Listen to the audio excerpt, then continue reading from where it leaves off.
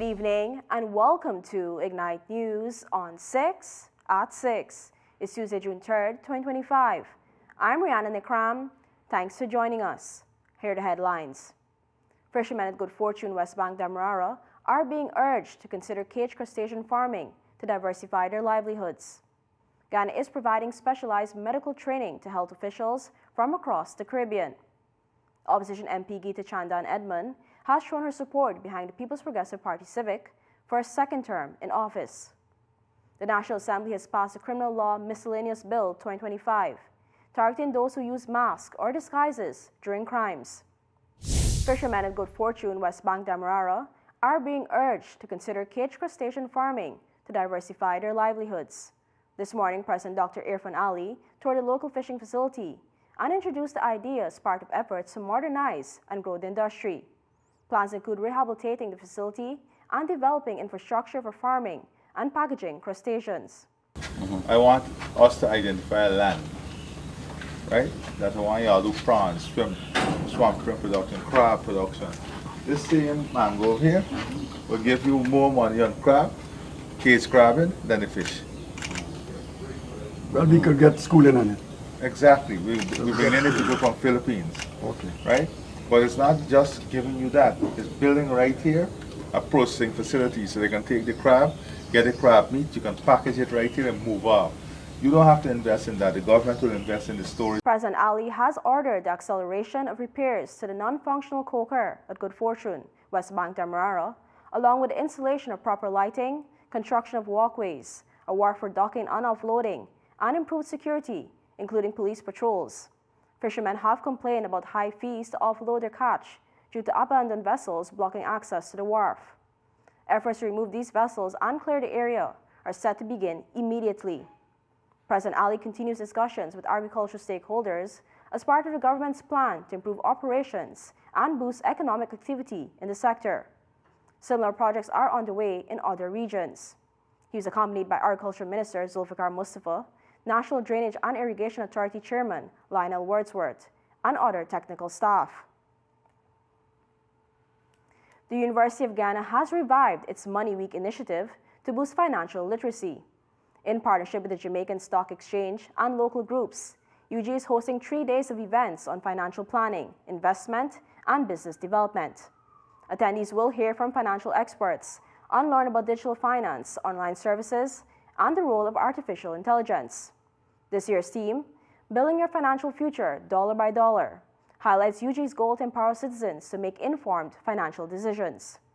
UG Vice Chancellor Professor Paloma Mohamed Martin said attendees will benefit from hearing the real-life stories of successful business people and will be able to interact directly with them for practical advice. The program also features presentations and films on cryptocurrency like Bitcoin and how digital finance is transforming economies. Workshops will teach participants to use smartphones for marketing, social media promotion, and networking. Opening speakers included Go Invest Peter Ramsroop, UG's Professor Leland Lucas, Georgetown Chamber President Kathy Smith, and DDL Chairman Kamal Samaru. Guyana is providing specialized medical training to health officials from across the Caribbean. Health Minister Dr. Frank Anthony described this as an exciting time for the country's healthcare sector, which is working toward building a world-class system. Speaking at the opening of the EU Global Gateway Health and Farm Investment Mission on Monday, Dr. Anthony highlighted several initiatives underway to achieve this goal. The reality of trying to become a hub for medicine in the Caribbean, I think we are getting there because we are also seeing a lot of Caribbean patients coming to us. So with what we are doing right now, we are seeing patients coming to us, and we expect that over time this is going to increase. We are also training Caribbean physicians. I know that might be a surprise to many of you, but we are actually training a lot of Caribbean physicians. We have postgrad programs where people from the smaller islands in the Caribbean are coming across here to get specialized training. Dr. Anthony noted that while Guyana is training regional doctors, local physicians are also being sent abroad for specialized fellowships to bring back advanced skills. He also announced plans to establish advanced medical facilities, including a specialized oncology center to serve both Guyanese and Caribbean patients. This center aims to provide care not just locally, but across the wider Caribbean region. We also want to have laboratory software that allows us to make sure that we can share results quite quickly and to be able to get those results to our patients. So again, there are opportunities in doing some of these types of work with us. We have also been looking at telemedicine. And right now we have about 81 sites where we're doing telemedicine in some of the most remote parts of Guyana. Again, the suite of what we do, we believe we can improve it. And because right now we are able to do an ECG in real time, let's say with somebody who is maybe 500-600 miles away. We can do ultrasounds with them, and the doctor at the center would be able to advise that patient and the health staff that is located in that remote location. But we know there are other technologies that are available. There are these video goggles that can be used, and a whole host of other things that make you feel that you're immersed into that environment and you probably can offer better advice. Dr. Anthony added that the ministry is investing heavily in improving medical laboratories. The EU and Guyana have launched a strategic partnership to strengthen the health sector and boost pharmaceutical manufacturing. EU Global Gateway Health and Farm Investment Mission opened Monday at Georgetown's Marriott Hotel and runs through Thursday. This collaboration is part of the EU's Global Gateway initiative, aimed at improving health security and economic resilience across the Caribbean. The National Assembly has passed a Criminal Law Miscellaneous Bill 2025, targeting those who use masks or disguises during crimes. Attorney General Mohbir Anil Nandalal described the bill as necessary to deter crime, protect the public, and strengthen law enforcement. He said harsher penalties for concealing identity during offenses will discourage criminal activity. The bill therefore sends a clear message that anonymity is not a shield for committing crime. Home Affairs Minister Robeson Ben and MP Sanjeev Datadin also supported the bill. They highlighted the government's broad legislative agenda over the past 5 years, covering areas like natural resources, data protection, and criminal justice reform.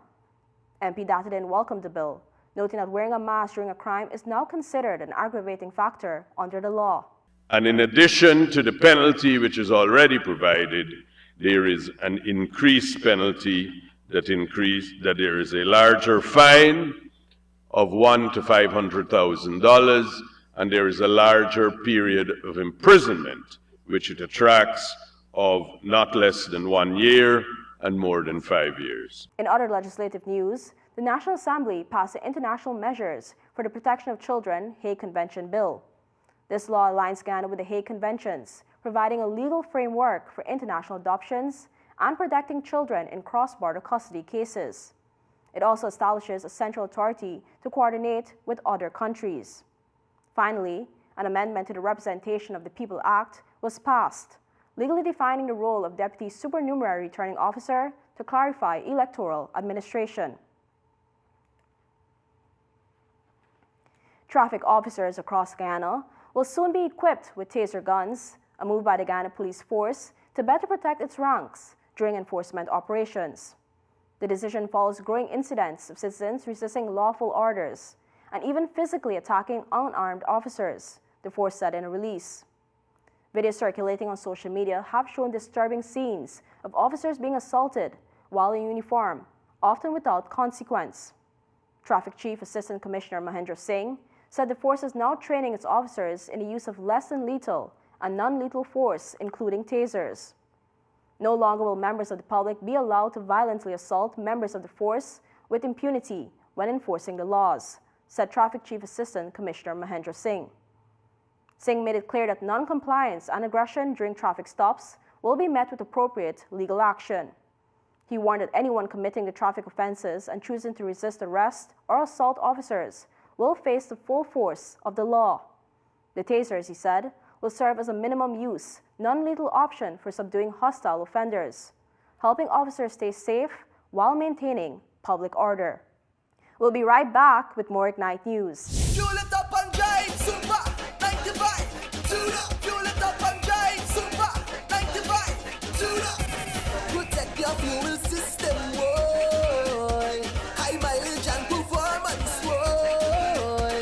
Guy Oil Super 95 gasoline gives you more reasons to drive and is available at 56 service stations nationwide. For affordable price, high performance, and high mileage, choose Guy Oil's Super 95 gasoline. Fuel it up and drive. Welcome back to Ignite News. Opposition Member of Parliament Gita Chandan Edmund yesterday threw her unequivocal support behind President Irfan Ali and the People's Progressive Party Civic for a second term in office. Addressing the National Assembly during the parliamentary debate, Chandan Edmund, a member of the People's National Congress Reform, said her decision is rooted in her conscience and the transformation currently unfolding in Guyana. Let the record reflect tonight. I stand proudly with President Irfan Ali. I stand with his leadership. I stand with his vision.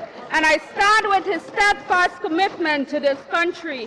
And I say to every one of you in this house and out of this house that President Ali has earned a second term and Guyana deserves nothing less.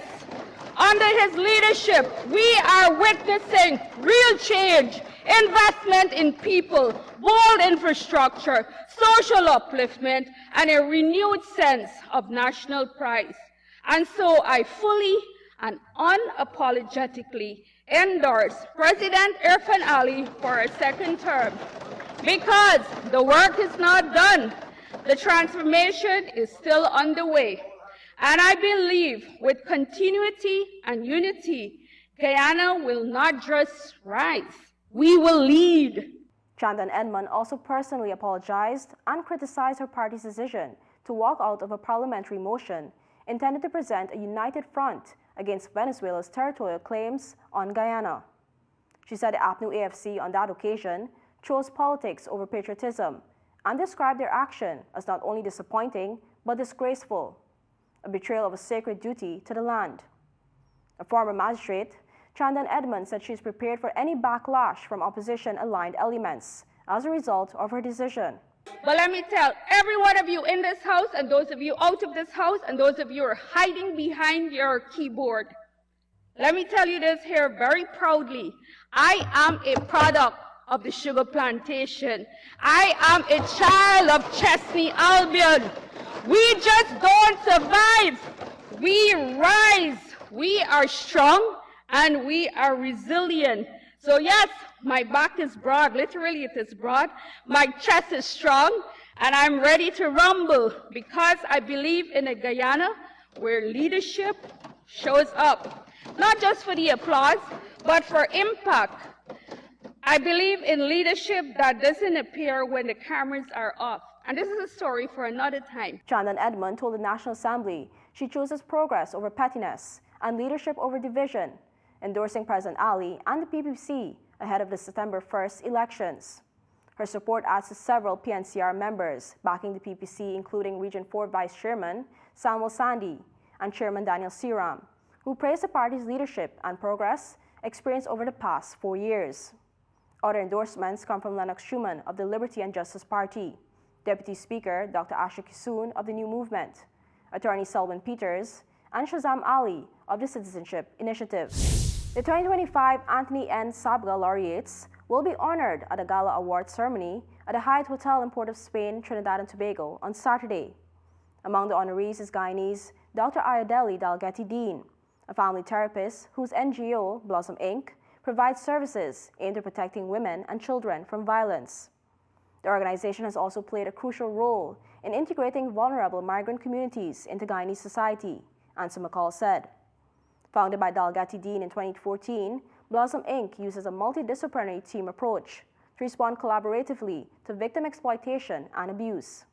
It offers psychosocial services, conducts forensic interviews for use in court, and provides vital court support. Originally established to support the state's Child Care and Protection Agency, Blossom Inc. has since expanded from Georgetown to operate 8 centers across 5 regions, employing nearly 40 staff members. Dalgety Dean will receive the award for outstanding contributions in the field of public and civic engagement. The other laureates to be honored include Dr. Simone Badal of Jamaica for her contributions in science and technology, Etienne Charles of Trinidad and Tobago in the field of arts and culture, and Rachel Renee Gonzalez, also of Trinidad and Tobago, for her work in entrepreneurship. The April 2025 criminal assizes in Demerara wrapped up last Friday with 41 out of 105 cases concluded, according to the Office of the Director of Public Prosecutions. The two-month session was presided over by Justice Joan Barlo, Simone Morris Ramlal, Zamila Ali C. Paul, Damon Young, and Narishwar Harnanan. Of the 41 matters concluded, 28 were prosecuted by the DVP's office, while 13 were discontinued. Among the prosecuted cases, 15 were for murder, 9 for sexual offenses, and 4 involved other violent crimes. Outcomes included 14 guilty pleas, 2 guilty verdicts, 6 not guilty verdicts, 5 formal acquittals, and 3 cases discontinued in court. In total, 31 accused persons faced trial. In the sexual offenses court, State Counsel Simran Gajraj, Padma Duraj, and Narissa Peterkin prosecuted 9 cases. These led to 3 jury acquittals, 3 discontinued due to absent complainants, 2 withdrawn by complainants, and 1 guilty plea for child rape, with sentencing set for June 4th. Justice Barlo presided over 6 serious cases, including a high-profile manslaughter matter involving 3 guilty pleas. Sentences range from 12 to 18 years to be served concurrently. Justice Hardanan handled 6 matters, resulting in 4 manslaughter convictions, 1 acquittal, and a sentencing set for June 17th in another case. Regionally, the governing Jamaica Labour Party, JLP, has strongly condemned a protest by the opposition People's National Party, PNP, against the appointment of Dennis Chung as head of the Financial Investigations Division. The protest took place Monday outside the Ministry of Finance at National Heroes Circle in Kingston, coinciding with the official start of Chung's tenure.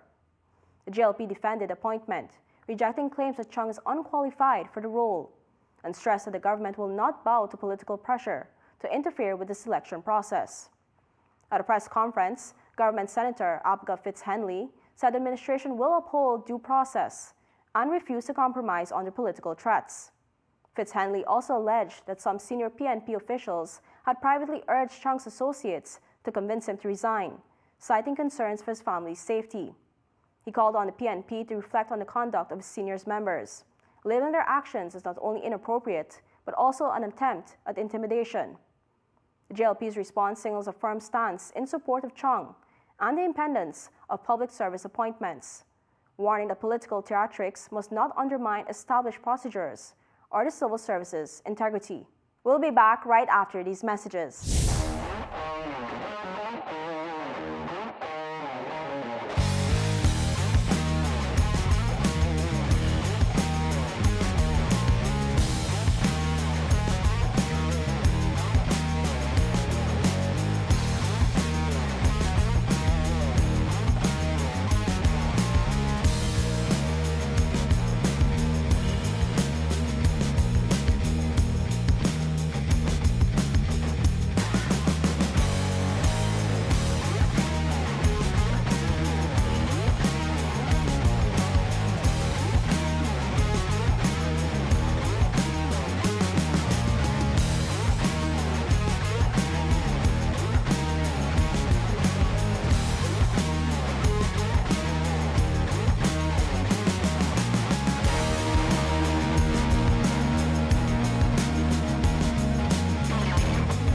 Welcome back to Ignite News on 6 at 6. In international news, the Dutch government collapsed after far-right leader Geert Wilders withdrew his Party for Freedom for the governing coalition less than a year after it was formed. Prime Minister Dick Schoof confirmed he's stepping down and is expected to offer the resignation of his cabinet to King Willem Alexander by the end of the day. Schoof called Wilders' decision irresponsible and unnecessary and said it shouldn't have happened. Wilders told reporters he intends to become prime minister and aims to make the PVV larger than ever in the next elections.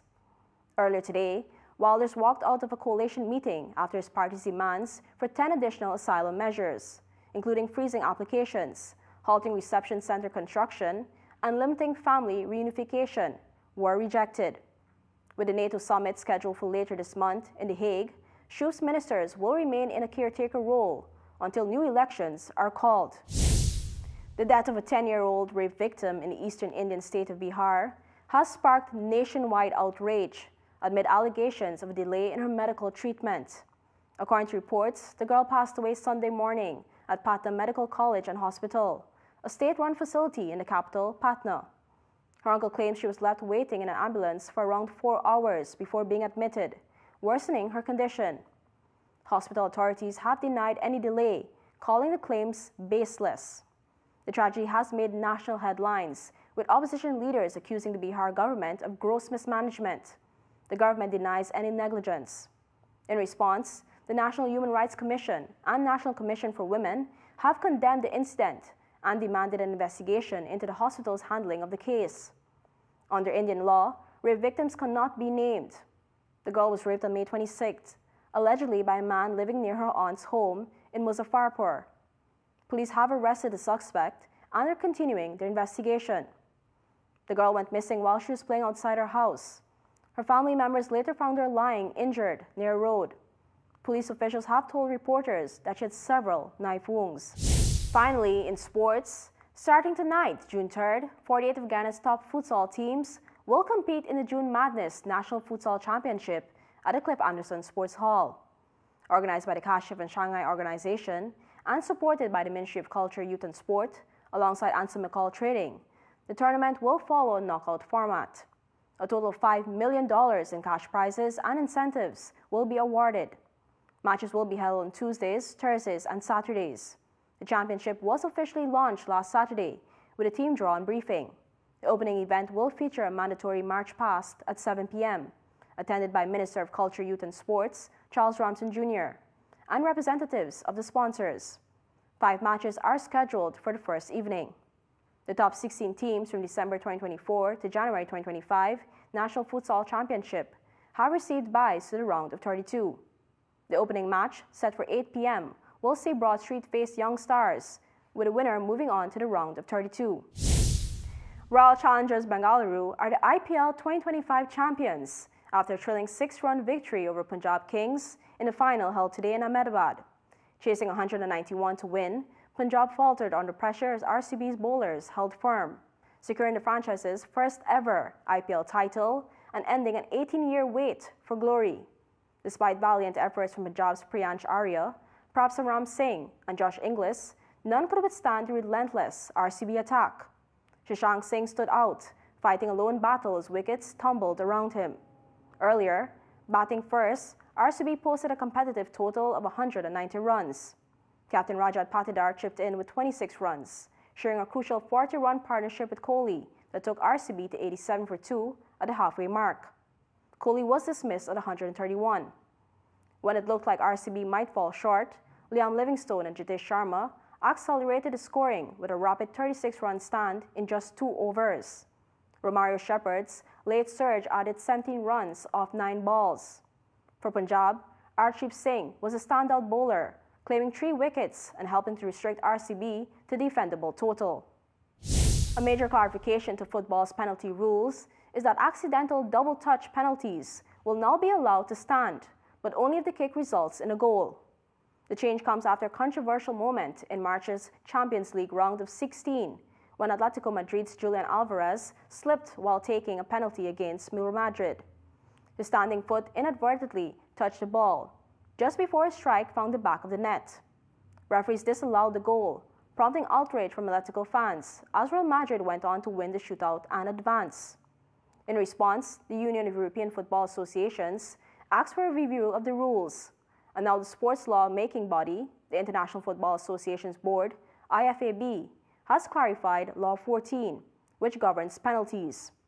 The previous wording stated that the kicker must not play the ball again until it has touched another player, but it did not address accidental second touches, like those caused by slips or stumbles. IFAB now says such incidents can be considered unintentional, and if the ball goes in, the goal can stand. The clarification acknowledges that referees were understandably disallowing these goals in the past. The update will aim to prevent confusion and ensure more fairness in critical moments, especially during high-stakes penalty shootouts. And that's all for this edition of Ignite News on 6 at 6. For more stories, visit ignitenews.com or follow us on social media. Thanks for watching. I'm Rihanna Nikram. See you tomorrow for more Ignite News.